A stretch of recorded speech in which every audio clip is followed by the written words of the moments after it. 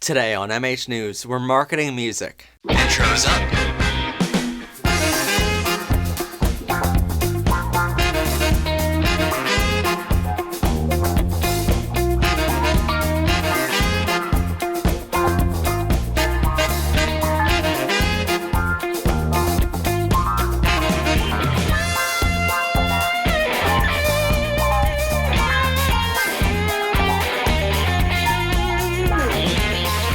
Ready, camera one in 3, 2, 1. Welcome to MH News VLAMP, video, lighting, audio, music, and photography, everyone. I am your host, Matt Haslam.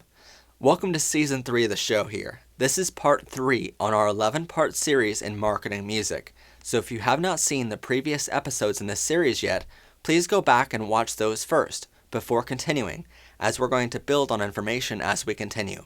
Step 3. Build a website.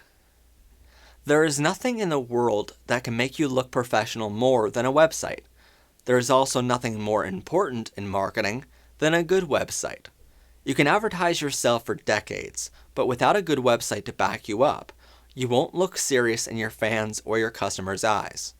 Now I know what you're saying to yourself, but websites cost thousands of dollars, Matt. And while that's true for big company websites, and for the occasional person who didn't do enough research, and just decided to hire a large website company, that isn't true at all for most websites. Let's pause for a second and mention that many bands and performers skipped over most of this, and just have a Facebook page for their music, and just connect a domain, which we'll talk about in a second, to their Facebook. Never, ever do this, for it is professionalism suicide. When you finish creating your website as outlined below, it's suggested that you have a link at the top of your homepage for your Facebook, Twitter, Instagram, and other social media pages. But these social pages should never, ever be your whole website. For this, you will need to know two companies in order to make your professional website. The first is Wix.com, and the second is Domaincom. Before we go on and explain this, I feel it vital to mention that for my website, matthaslam.com, which offers an online store where people can buy merchandise, watch my music videos, subscribe to my mailing list fan club, book their event, read more about my shows or read more about me, and even buy tickets to upcoming concerts completely online, this website only cost me $12 a year. That's because you can design and publish a website for free using Wix.com and update it as often as you like. You can even add a blog and a list of other apps listed on their site builder. You don't have to know anything about HTML coding either to design your site. All you need is a mouse and a keyboard. Now you can watch some of their videos on their YouTube channel to help you get started, but a professional looking website can be built in only 1 or 2 days, thanks to their easy site builder. Now for each of my company websites, it has taken me over 12 years to get them where they are today, as we have had countless updates done on each of them. But just because you will need to make improvements over the years to better serve your customers and your market doesn't mean you shouldn't have a website at all. So where does this $12 cost come from then? Well, if you just get a free website from Wix.com, then you'll be left with a really long URL or website address, such as this example right here, matthaslamfans.wix.com/matthaslam. I'm already out of breath, and for someone to remember that off of a banner at a show, by the time they get home, they'll never remember it. So how do we shorten it? Well, we shorten it by using what's called a domain. The best and most cost-effective place to get one of these domains is, you guessed it, domain.com. You can go to their site and search for yourname.com or whatever domain you wish to use, such as yourbandname.com. They will tell you whether it's available or not, and you can buy it for $12 a year. You can even use the coupon code FilmRiot to get your 20% off their already low prices at checkout. Please note this offer may change in the coming years, but it's worth trying anyway.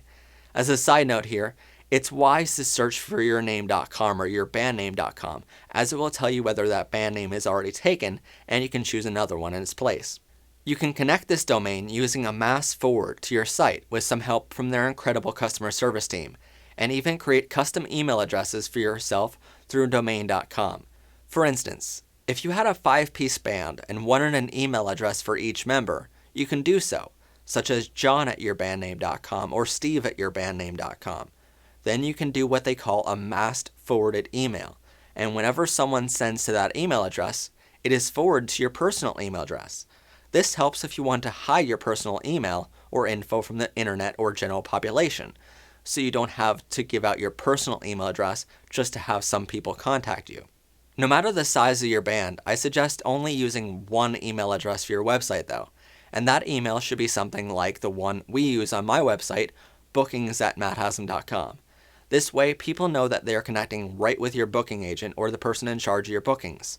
As a side note here, these other email addresses, such as john@yourbandname.com or steve@yourbandname.com, should be used on business cards and things of that nature, but on your website only use bookings@yourbandname.com.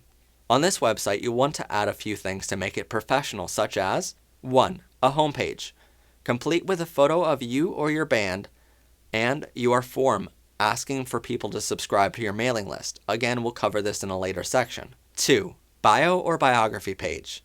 Please note, if you're advertising a band, this should be a bio of your band's performing history, not your personal performing history. I have seen many bands introduce each member of their band with a profile photo of each member and a short bio of each. Sorry, but no one wants to read that. They just want to know about your band as a whole. If you're advertising your personal performances, this bio should be about your music career and not a resume for a job application.